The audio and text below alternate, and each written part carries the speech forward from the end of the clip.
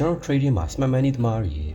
aura တွေကိုပြန်လာဖြည့်တဲ့အခါမှာမဖြစ်မနေပြန်လာ fee ရတဲ့ B1 တခုရှိတယ်အဲ့ဒါက fair value gap ဆိုတော့ကျွန်တော်ဒီနေ့ SMC Master Program မှာအဓိကကျွန်တော်သုံးမဲ့ B1 နေထဲမှာတခုဖြစ်တယ်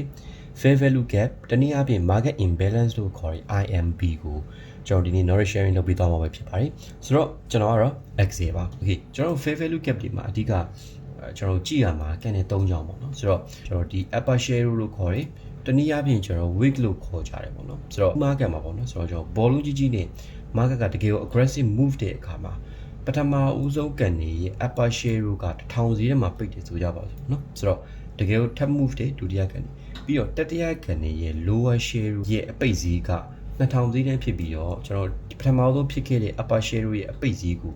ဒါမျိုးပြန်လာမဖီးပဲနဲ့2000စီးထဲမှာပိတ်သွားတယ်ဆိုရင်နော်ဒါမျိုး aggressive ဆက်ပြီးတော့ tap တယ်ဆိုရင်ကျွန်တော်ဒီအလေမှာ gap ဖြစ်သွားတယ်ဆိုတော့ဒါကို fair value gap တနည်းအားဖြင့်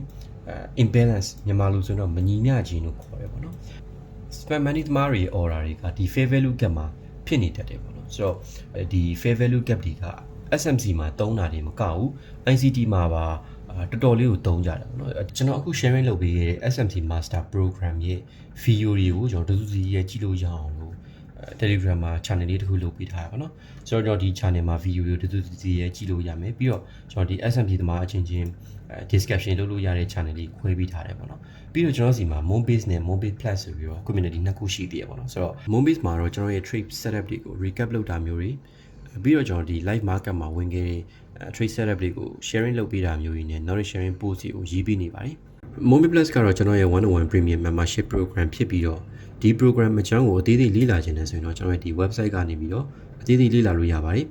ပြီးတော့ကျွန်တော်သင်တန်းနေနဲ့လာပြီးတော့တက်လို့ရပါတယ်ကျေးဇူးအများကြီးတင်ပါတယ်နောက် video မှာပြန်လည်ဆုံတွေ့ကြတာပေါ့